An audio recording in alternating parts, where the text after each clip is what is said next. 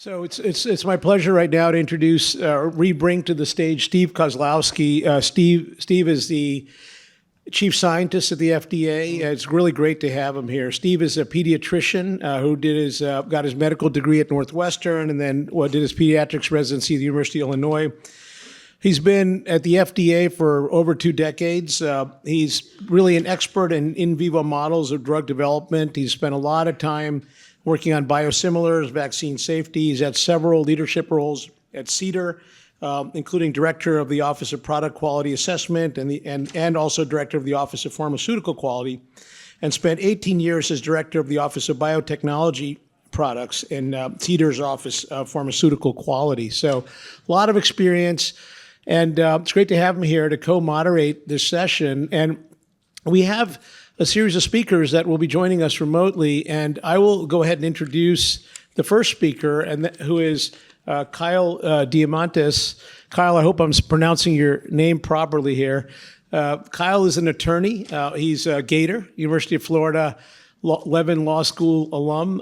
He's Deputy Commissioner for Human Foods. He leads the agency's Human Foods Program, oversees nutritional and food safety activities, and also oversees food resources in the agency's Office of Inspection and Investigation. He has a long service experience working with federal and state agencies, policymakers, scientific organizations, consumer advocacy groups, as well as industry stakeholders. So I know Kyle would have liked to have been out here in person. It's a little about maybe 5 degrees warmer here than Maryland, Kyle, but it's great to have you join us. Food is of very high interest in this audience, so thank you for joining us remotely, and we look forward to hearing your comments. Yeah, great. Thanks for having me. Really excited to be here. Wish I could have made it in person as well, but certainly happy to be able to attend and speak with you all today remotely. Look, this is a really exciting time at FDA for food and food policy. I think that some of the MAHA movement has really put food and nutrition in the spotlight like never before. Anecdotally, I was with the commissioner early on when we joined the FDA. And somebody said, I thought the F stood for Federal Drug Administration. And so, it's good to put the F back in FDA and the foods practice and the work we're doing, and really proud of the work that our team has achieved this year. And we look forward to doing similar in 2026. Just for a little bit of background, the Human Foods Program was created in October of 2024 as part of the largest reorganization in FDA history. So leading up to that, and at the direction of Congress, the agency tasked an expert panel from outside the agency to really conduct an independent evaluation of the various food programs as a result of a number of perceived deficiencies that had sort of taken place over years. This review revealed that there were sort of disparate equities within the structure of the program that sometimes hampered FDA's ability to fully leverage our resources to really carry out our mission. And that assessment also noted areas for improvement, like things like data modernization systems, improving emergency response systems, and building a more robust regulatory program. So in response to that evaluation, and as part of that agency-wide reorganization in 2024, the Human Foods Program was created as a new unified structure where all of FDA's food work and portfolios is headquartered out of.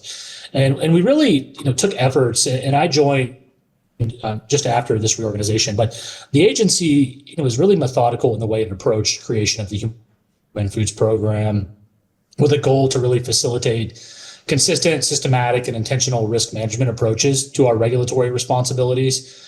And to do that, we really thought that the best way was to prioritize our work into 3 main pillars. And those main pillars that we operated on today are food chemical safety, nutrition, and microbiological food safety.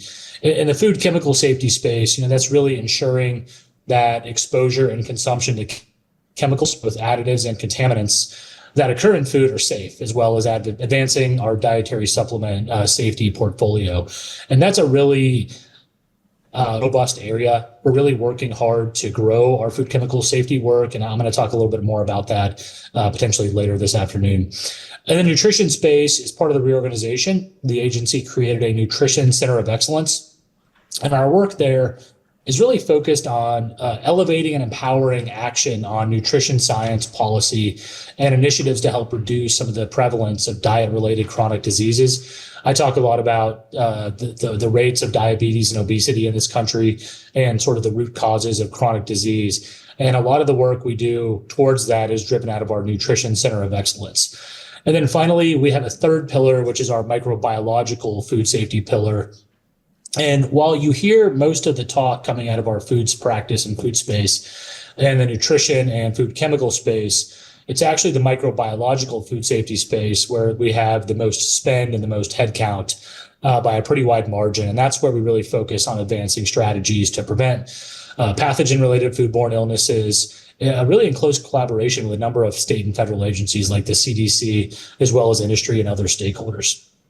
So from our standpoint, organizing our work in the new human foods program and those three pillars really helps us ensure a consistent approach and coordinated effort, and allows us to sort of better leverage what we do have from a resource perspective while effectively and efficiently delivering on risk management actions. And then just real quickly, in terms of what we regulate out of the human foods program, it's a really vast remit. So we have responsibility for regulating roughly 80% of the U.S. food supply.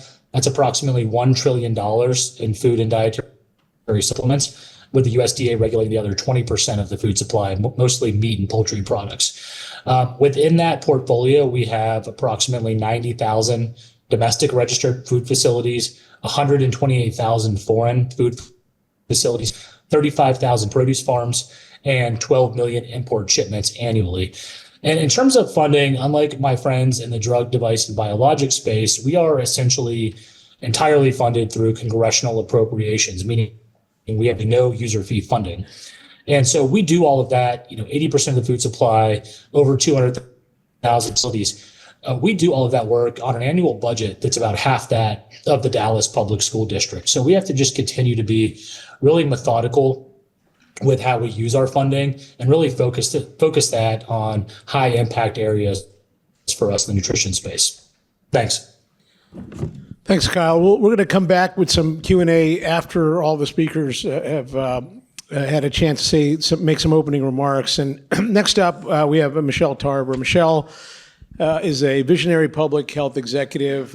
She's a physician scientist, received her MD and PhD at Johns Hopkins. She's a board-certified ophthalmologist.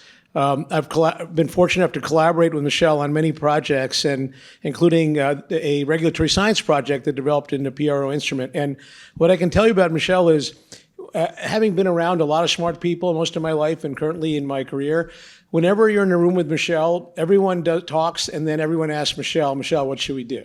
She's always the most, both in terms of IQ and EQ, always the go-to person we go for answers. And so it's really a pleasure to have Michelle back. She's been at this meeting before, and we're pleased that after 15 years at CDRH, she's really got some great new initiatives. I think maybe she'll talk about some of them. At this point, I'll just turn it over to Michelle to make some opening comments. Michelle. Well, thank you very much, Kuldev. And I don't know what to say after that, so thank you. I'd really like to also thank the meeting organizers for the invitation to participate today, as well as you, Kuldev and Steve, for moderating the panel. As you all know, the mission for the Center for Devices and Radiological Health is really to protect and promote the health and the well-being of the nation by catalyzing innovation while ensuring safe, effective, and high-quality medical devices are available to the public. You've heard us speak before about our guiding principles of safety and innovation, and we really take a benefit-risk approach to regulating with the goal to ultimately benefit health outcomes. I want to focus on a couple of areas because there's a lot of things we could hone in on, but I'm going to touch on digital health technology in particular. We have seen an explosion of these technologies over the years, and we really have a unique opportunity with this technology to extend care to corners of the country that often go without. Traditional healthcare has been facing incredible challenges, and technology is foundational to addressing them. You probably have already heard that the American Association of American Medical Colleges estimates about 35% of the clinical physician workforce will be retiring within the next decade. That's going to lead to a physician shortage in America of up to about 86,000 physicians by 2036. On top of this, we're seeing more and more trained physicians opting for non-clinical careers. And at the same time, about 30 million people live in primary care deserts across this country. Chronic disease is impacting more than 40% of the adult population, and our healthcare expenditures are more than $5 trillion. And most of that is spent on, 90% of it is spent on those who are managing chronic disease. We have high spend, low patient outcomes, and we've got to change care. With those challenges, that is the fuel behind FDA's Home as a Healthcare Hub initiative. It's designed to improve access to better healthcare and well-being and prevention, and facilitating the clinical evidence generation that can inform decision-making by not just regulators, but also patients, providers, and payers. We're really seeking to reimagine the home environment as an integral setting for enhancing care, experiencing wellness, and preventing conditions. And in order for us to accelerate this vision, we have to partner. We have to partner with industry and patients and payers and providers and others that are critical to the healthcare ecosystem. We also have to do a number of other things, and that includes providing regulatory clarity. And last week you probably heard that we issued an update to the wellness guidance as well as for clinical decision support software, with the understanding that as we learn more about these technologies, we're able to provide greater clarity to regulatory expectations. Our hope is to help foster a new wave of technology that empowers patients, empowers providers, empowers consumers to really take charge of their care and make informed decisions. I talked about this collaborative approach to generating information and evidence and forming solutions. And last year, we shared the launch of the Home as a Healthcare Hub initiative virtual prototype, as well as the Idea Lab. That Idea Lab and the virtual reality prototype were all informed in partnership with patient providers, industry, as well as payers. We understand that when we work together, we create solutions that actually work and can be implementable and adoptable for many different parties. The Idea Lab has actually already been leveraged by architectural design students looking to envision the homes of the futures and what they need to do in terms of designing those homes so they are healthcare enabled. This holistic approach to receiving input and considering all the different parties that are important to transforming care is a central element of the Total Product Lifecycle Advisory Program, which we call our TAP pilot. This was one of the programs that was launched in our medical device user fee commitments. And through TAP, we have been working closely with breakthrough device developers in a number of different areas. We currently have about 100 devices that are enrolled in this pilot, and we are working closely not only with the regulators, obviously, but also with CMS and other payers. We are actively bringing patient and provider perspectives to the table. We understand that if those perspectives are not considered early in the evidence generation process, there's challenges downstream to adoption by patients and providers, challenges to coverage and coding by payers, and challenges to the regulator if their perspectives are not folded in early on. So this program has been highly effective in incorporating all these elements and in sharing that with the industry. The driver of collaboration, fostering digital health technologies, as well as trying to create solutions that work at home, is part of what has inspired our collaboration with CMS on a new pilot called the TEMPO pilot. It stands for Technology-Enabled Meaningful Patient Outcomes. This pilot, in connection with the Center for Medicare and Medicaid Innovation, is really to help promote access to certain digital health devices while safeguarding patient safety. We're currently collecting statements of interest for participation in the TEMPO pilot now, and we'll be accepting them through March of this year. I encourage you to visit our website, and if you are interested, to submit an interest for participation. Now, I mentioned that we are grounded on two pillars. One is innovation, and you heard me talk a lot about innovation. I want to talk about safety too, because safety is also critically important. We launched a program focused on early alert communications for those recalls that are presumed to be high risk, particularly if they're going to result in a removal or corrective action or an update to the labeling. And this is really because we heard from patients and providers that we want to hear earlier when there's a challenge with a medical device. And we took that under consideration, and we did do that. In fact, with our early alert program, we were able to let the public know about high-risk recalls almost 3 weeks earlier than we had in the past. And that's really critical, particularly when a surgeon is trying to make a decision about whether to put a device in a patient that already we know has a recall underway. This effort is done in conjunction with industry, and industry is also working to make their communication timely and clear. So this partnership has really made a significant difference in terms of alerting the public about safety considerations. Now, I know there's a lot of questions you might have, and I'm happy to answer them over the course of the afternoon as we move forward, but we are still grounded and continue to pursue innovation while safeguarding patient safety at CDER. Thank you very much. Thank you. I'd like to introduce Mary Thanh, who's the director of the Office of New Drugs at CDER. She's an endocrinologist and has extensive experience in clinical development and played many, many roles in CDER. She has amazing judgment and is often a very calm, judicious voice in managing all kinds of things. So we really, really appreciate hearing her comments about OND and CDER. Thank you. Thank you, Steve, and thank you to the organizers of this summit for inviting me to participate. So, as Steve said, I'm the director in Office of New Drugs in CDER, and OND has primary responsibility for review of development programs for prescription drugs and therapeutic biologics, and also non-prescription drugs. Working within FDA's statutory framework, our goal is to deliver safe and effective medicines to the American public. Our work is also shaped by 3 user fee programs, PDUFA, BSUFA, and ARUFA, whose key objectives are to facilitate and expedite review timelines, provide predictability, transparency, and enhance communication throughout drug development. The largest and longest running program is PDUFA, nearing its 35-year mark, with PDUFA 7 set to expire at the end of fiscal year 27. While there are many metrics reported for PDUFA performance, the set of numbers often cited, especially at the end of a calendar year, is the number of novel drug approvals. Even though there's no threshold for approval established in statute or in the user fee performance goals, many view these numbers as a measure of work performance, and when delving into the details, evidence of innovation.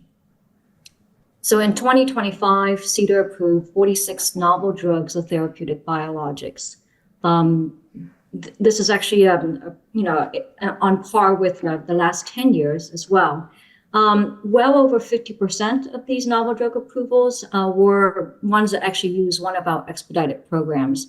And this includes fast track, breakthrough, priority review, or accelerated approval.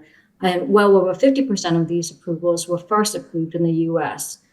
And exactly 50% of these approvals were for rare disease conditions.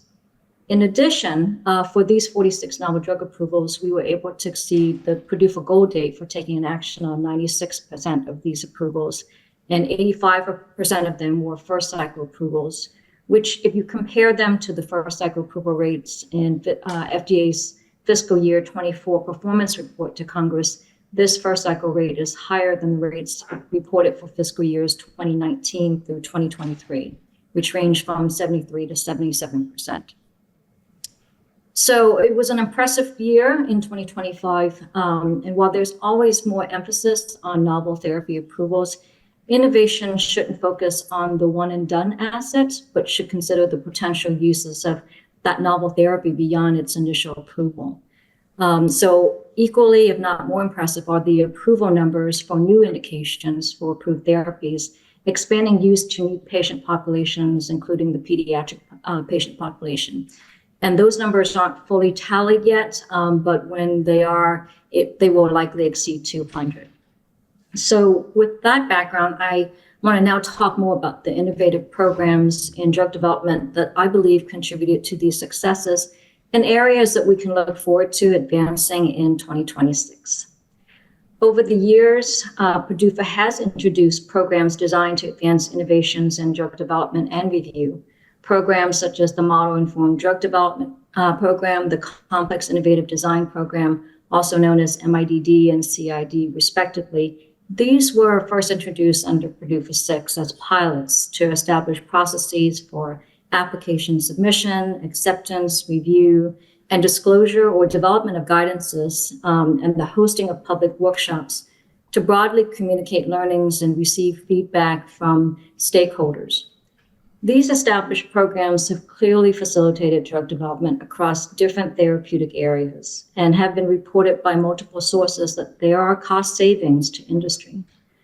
Newer pilots established under PDUFA 7, such as the Rare Disease Endpoint Advancement Program and the Advancing Real-World Evidence Program, are still underway until fiscal year 27, but the agency recognizes their importance to innovation and plans to continue advancing these efforts as well. Innovative approaches can also come outside of the UCP program. Of note is the Drug Development Tool Qualifications Program that was established under the 21st Century Cures Act in 2016 to help advance development of biomarkers and clinical outcome assessments. I actually was listening to the panel session before this one here, which was talking about endpoint development. And what makes the DDT qualification program different is that it's not for a particular drug development program, but for a specific context of use, that if qualified, it can be used by any sponsor for that particular context of use. And in 2025, CDER accepted many submissions into the qualification programs, but most exciting is the actual full qualification of DDTs, including a safety biomarker to assess drug-induced liver injury, an AI-based histologic measurement of MASH, one of the more common liver diseases in the United States, use of bone mineral density as assessed by DEXA as a surrogate endpoint for postmenopausal osteoporosis, and a clinical outcome assessment tool for use as a surrogate endpoint for alcohol use disorder. So with those qualifications, the hope is that we're actually going to see some movement and increase approval of therapies in these areas. Finally, I want to highlight that programs to facilitate innovation often come from within the FDA, not through user fee negotiations or mandated by Congress. I want to particularly highlight CDER's Center for Clinical Trial Innovation, or C3TI. This was launched in 2024, and its mission was to promote existing and future CDER clinical trial innovation through enhanced communication and collaboration. C3TI has demonstration programs which provide the opportunity to test, implement, and scale the integration of certain innovations into clinical trials. The program is for selected sponsors of innovative clinical trial under a pre-IND or an IND with CDER, and it is intended to support new drug approvals or changes to approved drug labeling. We currently have 3 active demonstration programs: Bayesian statistical analysis, selective safety data collection, and streamlined trials embedded in clinical practice. So with that, I don't want to make any predictions for 2026, especially if there are investors in the audience hanging on to every word I say. Instead, I want to share that in 2026, O&D in partnership with others in CDER will work to continue these programs already in place, as well as explore new approaches for innovation. I'm hopeful that what we have built thus far and what we have observed in 2025 is the inflection point for some of these programs. Similar to what you will hear next from Dr. Sarah Yim on the Biosimilars program, investing in these programs take initial startup, time requiring collaboration, communication, and at times even course correction. But through critical evaluation and application of evolving science and technology, once established, you will start seeing returns in the value of investment to public health. So thank you very much. Thank you. And I'd like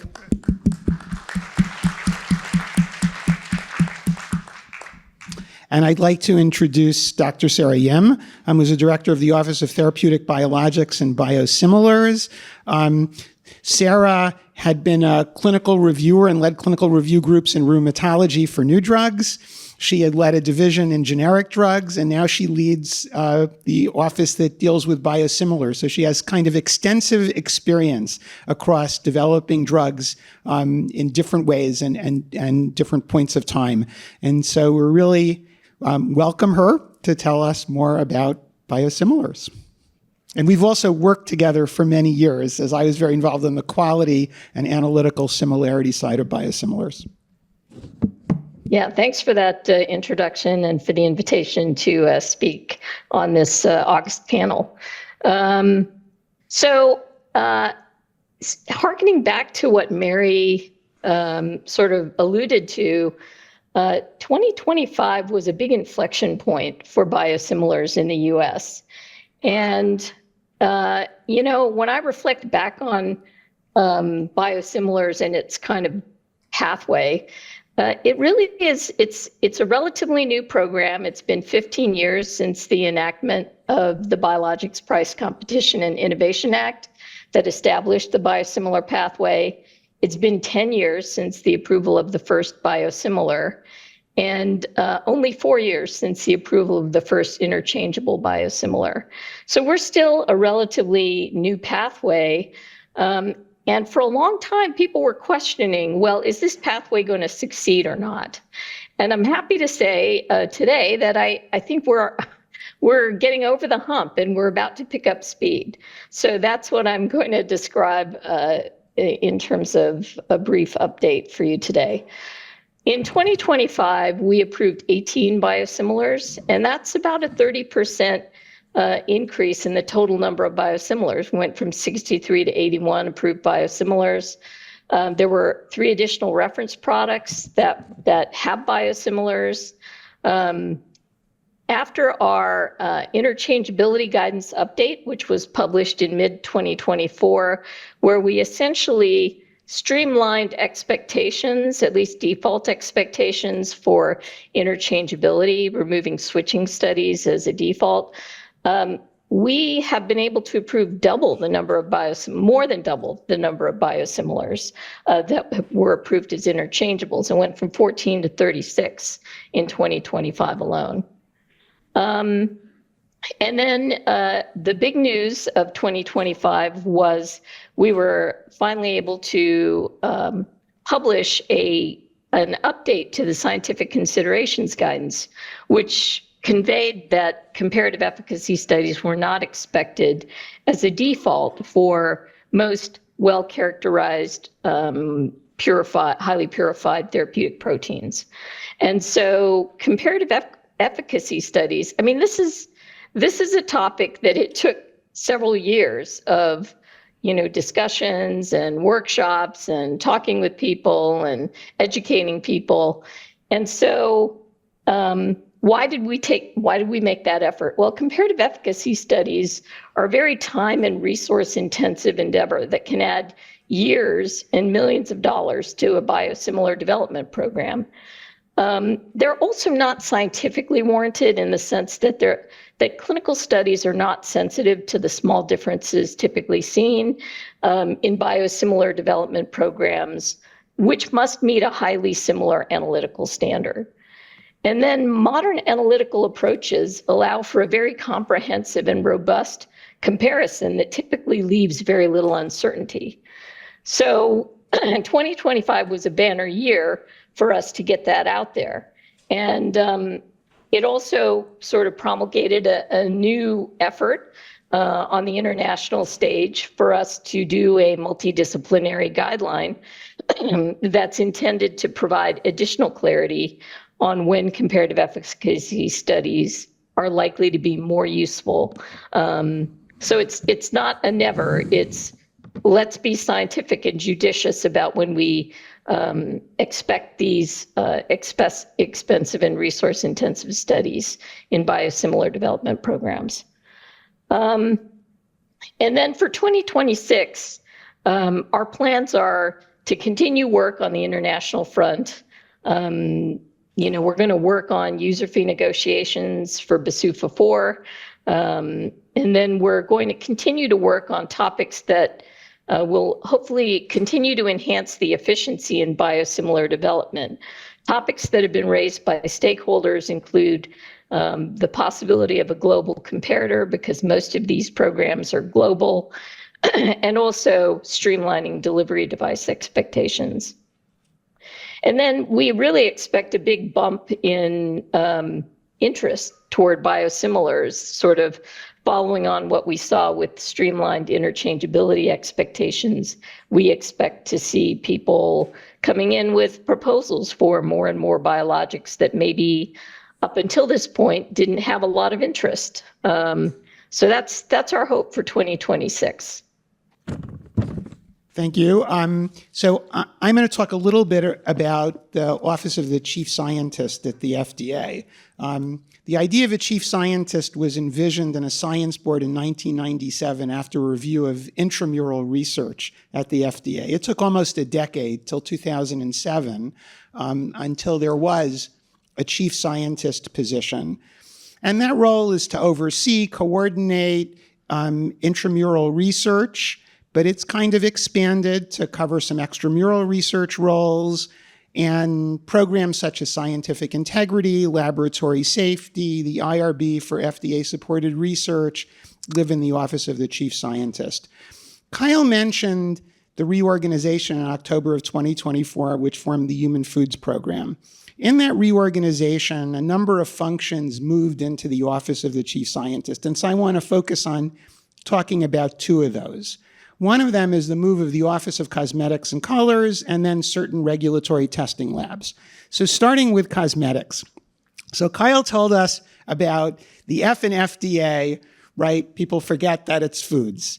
Well, I would say that the FD and C Act, people often don't think about the C being cosmetics. And so that is a part of FDA's portfolio. On average, people come in contact to 6 to 12 personal care or cosmetic products in the day, whether makeup, nail polish, shaving cream, perfume, hair care products, skin care products. And so these have huge exposure to the US population. Despite that, the agency had relatively limited authorities with regards to regulating cosmetic acts. So in 2022, there was a Modernization of Cosmetics Regulation Act, which provided new authorities, including adverse event reporting, facility registration, product listing, mandatory recall authority, good manufacturing practices, and safety substantiation. And the FDA is in the midst of implementing many of these authorities. And to give you a little bit of a sense about where we are now. So in September 12th of this year, we announced the launch of an FDA adverse event reporting system public dashboard for cosmetics. So that means anybody can go online and get a near real-time listing of adverse events.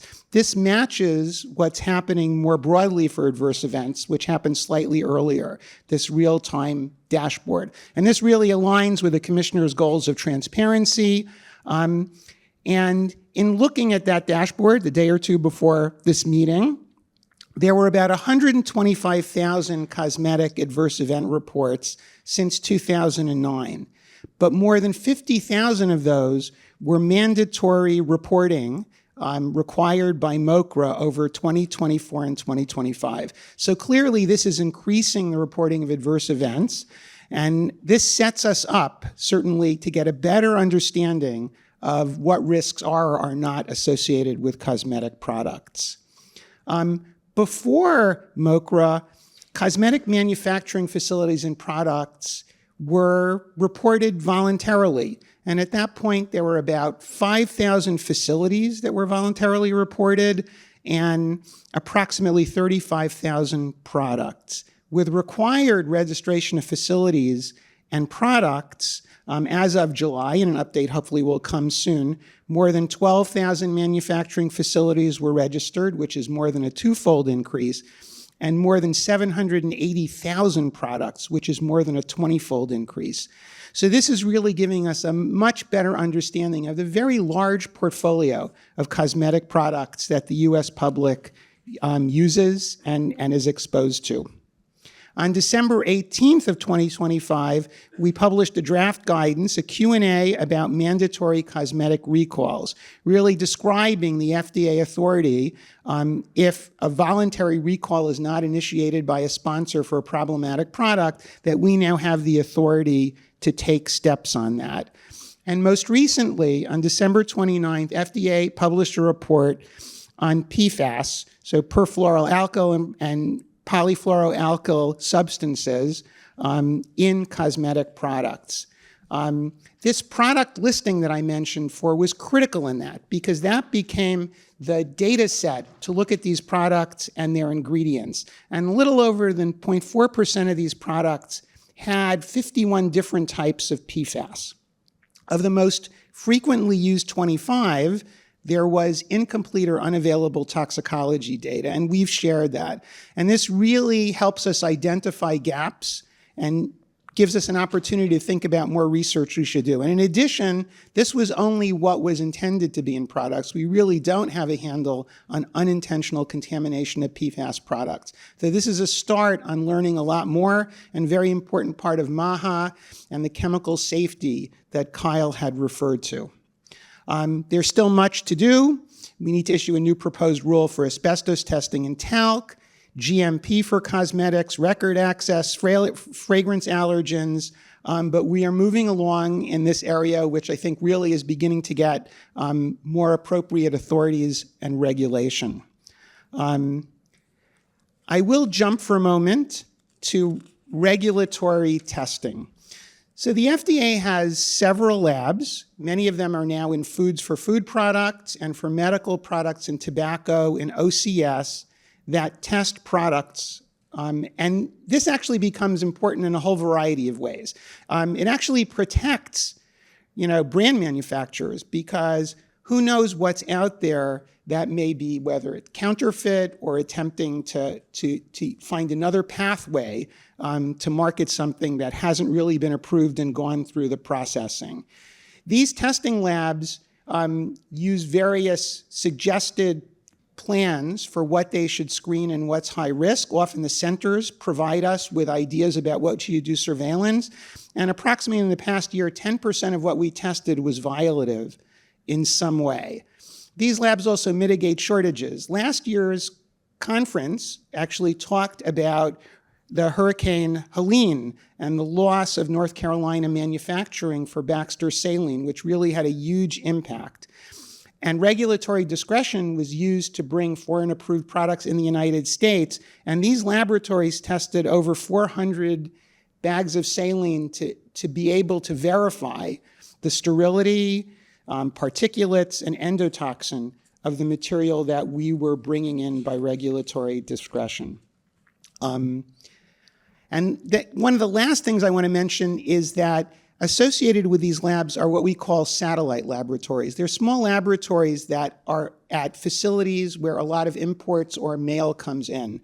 And before coming here, I visited an international mail facility in Los Angeles where a huge amount of packages and input in the country comes. And there were boxes full of unlabeled capsules and pills, right, that were screened by X-ray. And then it becomes our responsibility to figure out what APIs, if any, are in there and what our role is in destroying that material or taking next action. And those satellite labs within those facilities can sample those products and use technologies, MS, different forms of spectroscopy to rapidly make a decision about whether there is an active pharmaceutical ingredient, an opioid, anything problematic in those pills that are flagged.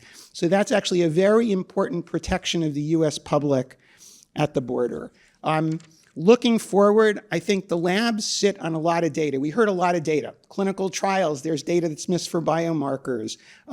Sometimes our testing information is siloed and focused on answering a particular problem or question. And there are ways with AI and big data to take all our testing data and to get an even more nuanced picture of actually what is passing through the country in products, in mail, and in what we do surveillance on. And that can lead to predictive modeling, better risk-based surveillance, and really improving the overall exposure of the US public to avoid problematic products. Yeah.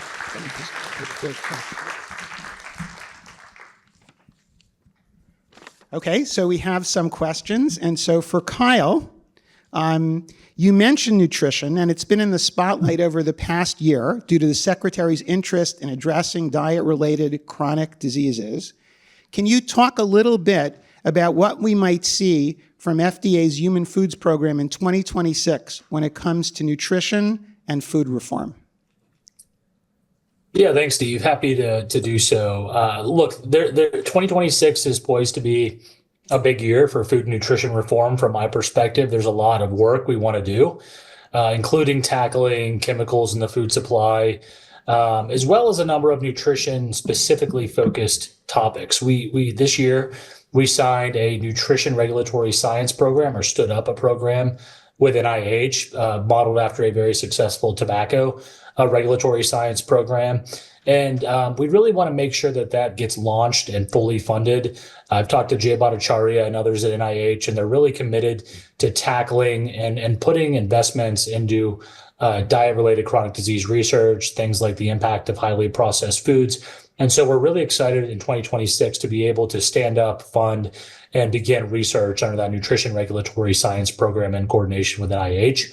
Another big initiative of ours is GRAS reform. So GRAS, generally recognized as safe reform in the food space. This is essentially addressing a framework that developed since 1958 when the Food Additive Amendments were passed by Congress that allowed a framework in which chemical additives could be introduced into the food supply through what's colloquially been called a GRAS loophole, essentially without telling the FDA, giving the FDA any information or having any transparency in the process. And so we want to address that so that consumers can have full transparency and knowledge of chemical additives that are being introduced in the food supply.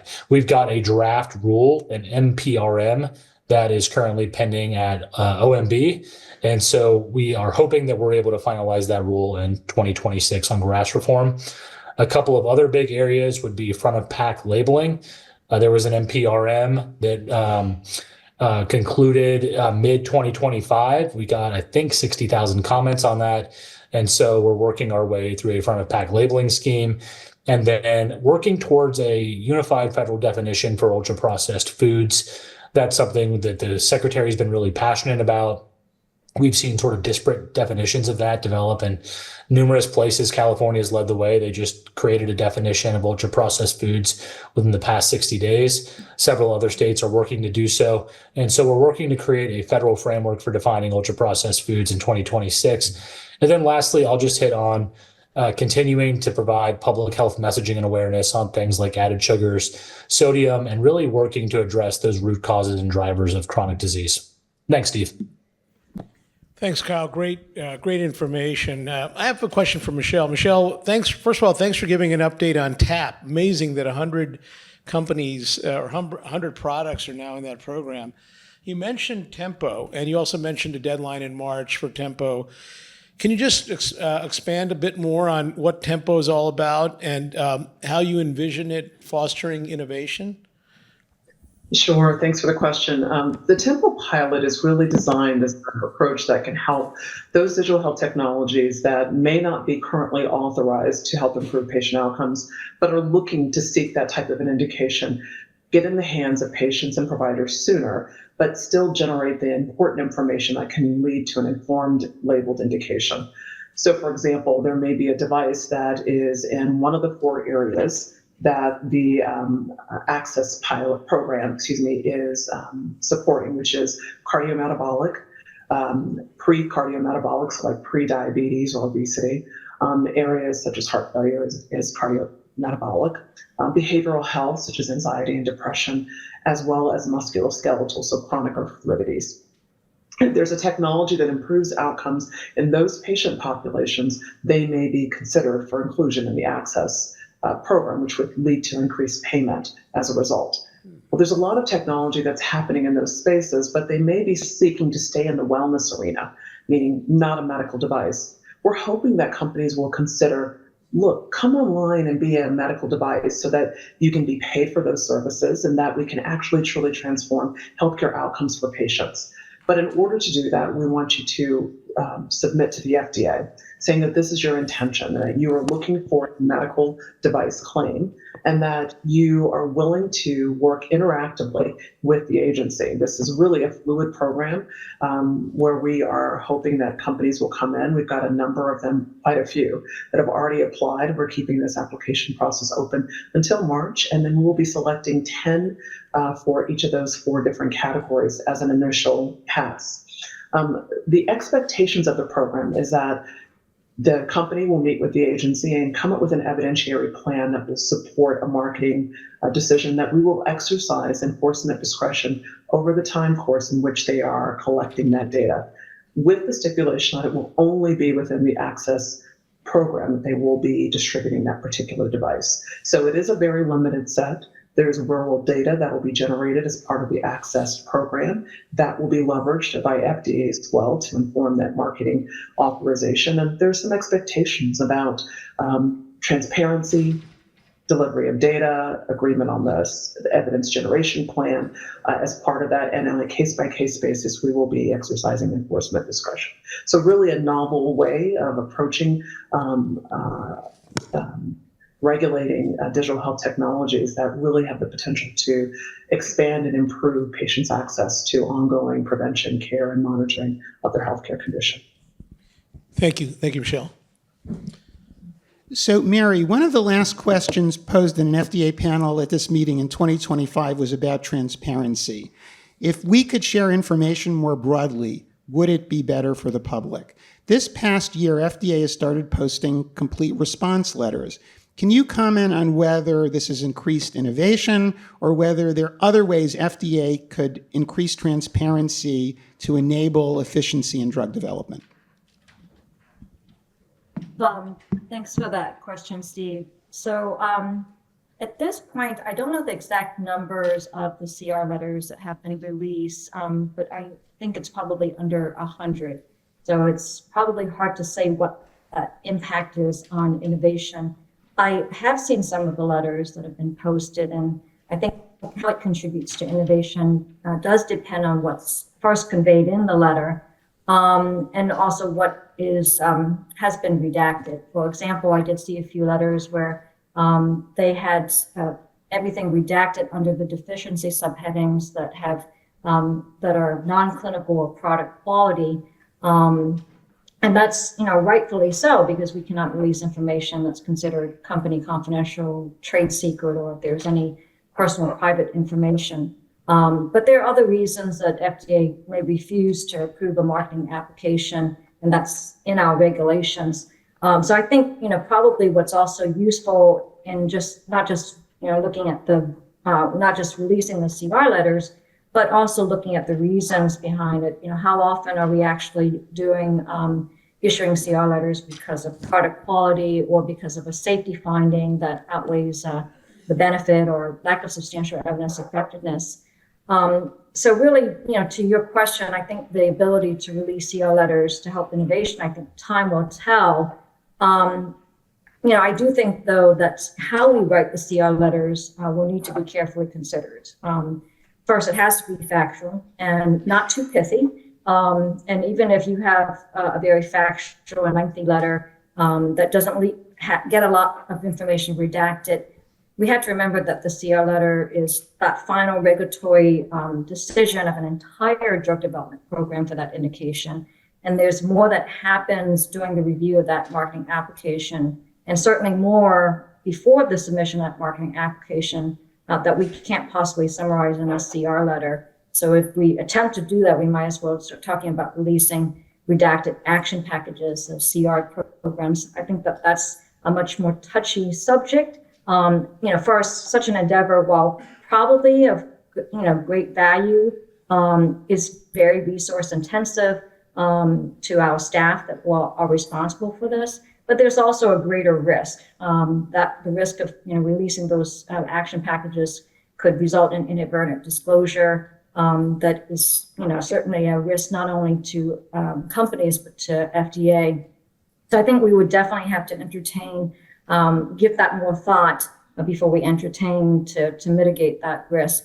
I I know that this has been brought up before in my many years at the agency is, releasing of these action packages. I would have to say, though, that, if we were to consider that an area where there is probably greater importance to the patient and the prescriber with respect to transparency is the efficacy supplements. And the reason why I say this is because for efficacy supplement, the drug is already approved and available. And often the studies supporting those efficacy supplements are published. So in these situations, a prescriber can use that product off-label based on what is in the published literature. And regardless of what position one might take on the decision to approve or not approve it, I think the more relevant point here is whether the prescriber and the patient are fully informed to make the decision on using that drug off-label. So that certainly is something to consider. And there's definitely a lot to learn on both sides of the table here, both from FDA and industry's perspective. So I think I'll end there unless you want me to comment more on transparency efforts. Yeah, thanks, Mary. Very helpful. This was one of our debates last year, I think, about transparency, and I think the audience was kind of split on this because there's certainly pros and cons. Question for Sarah. Sarah, great to have someone with your background in biosimilars on this year. One of the things that patients and doctors are wondering is, there are biosimilars that'll be on the market where there won't be clinical data. I mean, how confident should we be as doctors and patients that these biosimilars work like the original products? And does it differ? Does it vary based on therapeutic areas? Thanks for that question. I want to be reassuring and just say, absolutely, you shouldn't worry about it. And that's because FDA has standards that we have to apply. So by law, FDA must be able to conclude that the biosimilar is highly similar to the reference product and has no clinically meaningful differences in order to be able to approve it. So if we're not able to figure out whether it meets those standards, that product's not going to be approved. And conversely, if we do approve it, it means we have enough information, whether or not there's a clinical study, to conclude those standards have been met. Secondly, I think, clinicians, and I'm a clinician, so it's no bad mark on anybody, but we don't pay attention to the analytics, but analytics have superior sensitivity. Clinical trials are tailored toward demonstrating efficacy. They're typically not great at evaluating for small differences between products. So analytical comparisons are much more sensitive for cueing us into what differences we might be worried about. And so I want to be reassuring to all clinicians and patients out there that if FDA approves it, it's because we've determined that product is going to have the same safety and efficacy profile as the reference product. Thank you so much, Sarah. I'm going to now turn it to Steve. Steve, it was great, first of all, to hear all the different things the Office of the Chief Scientist does. I did not know those things. I've never heard that before. One of the other things I've heard you guys work on or do is forensic work, which I found to be fascinating. Could you provide an example of where this comes in? So our labs do regulatory testing, but we also have a couple labs that specialize on forensics. And try and say the difference would be that both will lead to trustworthy ISO-certified results that the FDA could take action on, but the forensics generally might have to do something in a different way to generate evidence. For instance, to take criminal action or action against a criminal activity. And so this may not just be a standard test. And I remember when I first learned about what they did, there was a story that I thought was pretty neat. So there's a natural product, monocolin K, which is identical in structure to lovastatin. Chemically, it's exactly the same thing, but it occurs in a certain kind of red yeast, which is grown on rice, whereas the pharmaceutical statin is manufactured in a corn-like plant using a fungus. And so they have very different sources, even though their chemistry is exactly the same.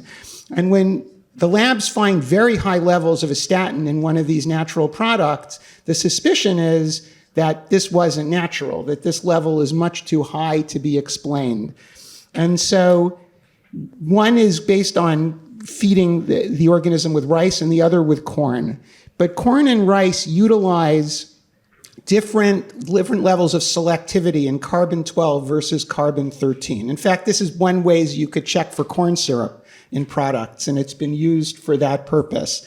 But by looking at these two identical molecules and looking at the ratio of carbon-12 to carbon-13, the labs were able to clearly prove that the statin in that product came from pharmaceutical material. It was not a naturally derived product, and that really allowed for legal action to be taken. And I think one of the things about forensics, it's a little CSI-like, I think, is really that it's very important for the agency to have the ability to sort of use science in this different way and to look across things. And I think, for instance, we look for opioids in products, and we can use many tests to do that. But there may be tests that will not only tell us that there's fentanyl in something, but they'll tell us where that fentanyl came from, potentially what type of tablet press was used to make the material. And so that becomes very, very useful in the agency taking broader action and is important to do. And I think we're seeing a lot GLP-1 interest, right? And there may be lots of material on the marketplace that's problematic. And so these skills, both to identify problems and to be able to use that to take legal actions, is important. And looking to the future of this, I think AI is wonderful. We talked about all the amazing uses of AI positively in drug development, but AI can also be used to make all kinds of problematic things. So for instance, if someone wanted to avoid a standard screen that might look for problematic drugs or opioids or cannabis, whatever it is, so maybe you added a methyl group, you did some change, and you tried to make it miss a standard, but it was mostly the same structure. Whereas now with AI, people can synthesize things to target a receptor, and chemically they may look very differently than another molecule that we're familiar with. And so I think as forensic moves on, we're going to need to really think about how to be able to test very, very broadly and to think about what kinds of products might be made on the nefarious side and have the tools to rapidly detect them and rapidly take action.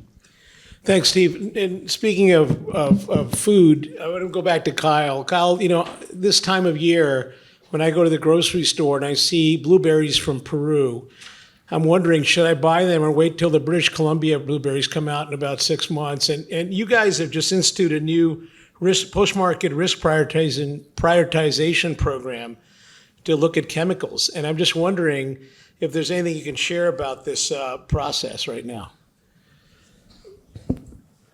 Yeah, of course. Happy to do so. And look, until now, in the food context, FDA has generally conducted post-market reviews on a case-by-case basis, often in response to a citizen's petition or new scientific evidence. What this new framework does is creates a proactive, systematic, scientific-based program so that we have full accountability in the post-market context for systematically reviewing chemicals in the food supply.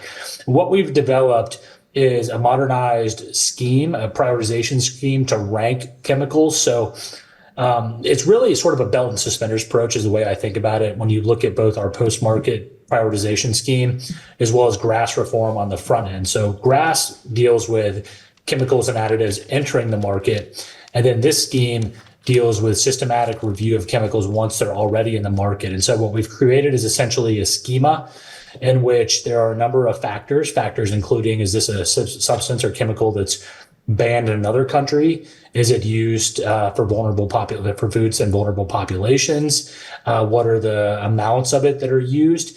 And it takes about 15 different categories into consideration, and it creates a ranking. And then based on that ranking, we will conduct a post-market assessment and review. We put out an updated list of chemicals under review, I want to say in August, September, and that is all part of this greater scheme. We're standing up a post-market office for the first time time in FD history as well. And so between standing up the new office, a new schema for prioritizing chemicals, and also putting out an updated list of chemicals under review, we're really taking a methodical look at ensuring that the chemicals already in our food supply remain safe.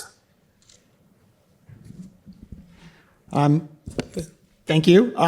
So we're kind of near the end of time, so I think this will be the last question. I know there's a lot more that we could be asking you. And Michelle, CDRH has held a few advisory committee meetings on the topic of generative AI. What initiatives is CDRH planning related to AI in digital health in 2026? Well, this will be a test of how fast I can talk.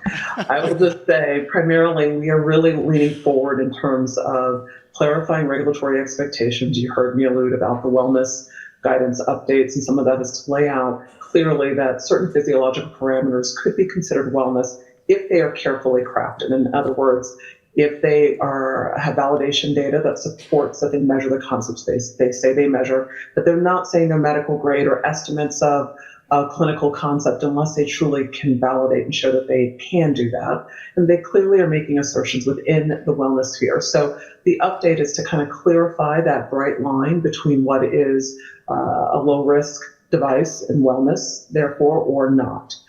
The other thing that we've done, as you've already seen, is a clinical decision support. And the most important changes we made in that particular guidance that was issued last week spoke specifically to a new enforcement discretion policy, particularly around criterion number 3. And that is when whether it's multiple recommendations or one recommendation that's being provided to a healthcare provider. Now, clinical decision support is very distinct from wellness. It's only for healthcare providers, not for general consumers or patients.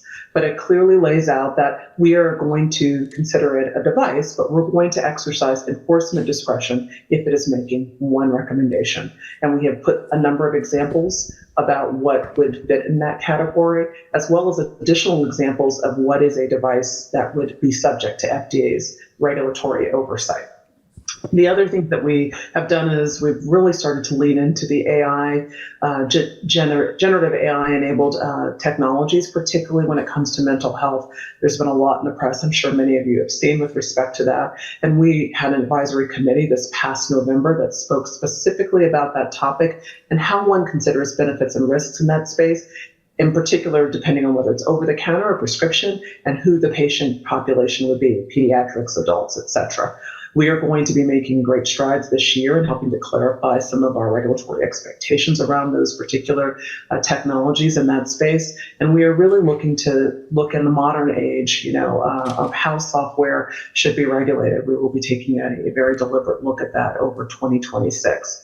The last thing I want to mention is that we recognize that there is a life cycle management for these technologies. It's for all medical devices that we take a total product life cycle approach. And we issued a draft guidance, meaning it's not enforceable at the moment, a draft guidance on life cycle management for AI-enabled technologies, understanding that device performance may change over time, and it's very sensitive to various inputs. So for example, if there's a camera in a rural location that may be 20 years old taking an image and leveraging AI software that was recently approved or cleared or authorized, that may not perform as expected because it's very sensitive to the inputs. So those are the kinds of things that we are talking about because we want to make sure that we continue to safeguard patient health as we are making technological advances.